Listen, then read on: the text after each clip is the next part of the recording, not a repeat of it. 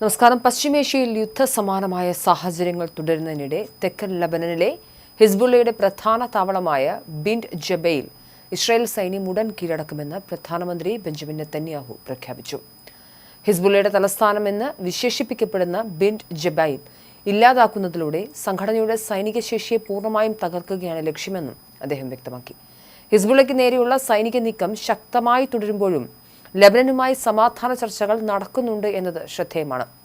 കഴിഞ്ഞ 4 പതിറ്റാണ്ടിനിടെ ഇത് ആദ്യമായാണ് ഇത്തരമൊരു ചർച്ച ലബനനുമായി ഇസ്രായേൽ നടത്തുന്നത്. ഇസ്രായേലിന്റെ വർദ്ധിച്ചു വരുന്ന സൈനിക ശക്തിയും വിജയങ്ങളുമാണ് ലബനൻ ഉൾപ്പെടെയുള്ള അയൽരാജ്യങ്ങളെ ചർച്ചയ്ക്ക് പ്രേരിപ്പിക്കുന്നതെന്നും നെതന്യാഹു അവകാശപ്പെട്ടു. ഹിസ്ബുള്ളയെ പൂർണ്ണമായും നിഷ്ക്രിയമാക്കുകയും ശക്തിയിലൂടെ സുസ്ഥിരമായ സമാധാനം ഉറപ്പാക്കുകയും ചെയ്യുക എന്നതാണ് ഈ ചർച്ചകളോട് ഇസ്രായേൽ ലക്ഷ്യമിടുന്നത്. ഇറാനുമായുള്ള നയതന്ത്ര ഇടപെടലുകളിൽ അമേരിക്കയും ഇസ്രായേലും ഒരേ ലക്ഷ്യത്തോടെയാണ് നീങ്ങുന്നത്. ഇറാന്റെ പക്കലുള്ള സമ്പുഷ്ടീകരിച്ച ആണവ പദാർത്ഥങ്ങൾ നീക്കം ചെയ്യുക, രാജ്യത്തിന്റെ ആണവശേഷി പൂർണ്ണമായും ഇല്ലാതാക്കുക, തന്ത്രപ്രധാനമായ ഹോർമൂസ് കടലെടുക്ക് അന്താരാഷ്ട്ര കപ്പൽ ഗതാഗതത്തിനായി തുറന്നുകൊടുക്കുക എന്നിവയാണ് പ്രധാന ആവശ്യങ്ങളായി മുന്നോട്ട് വെച്ചിട്ടുള്ളത്.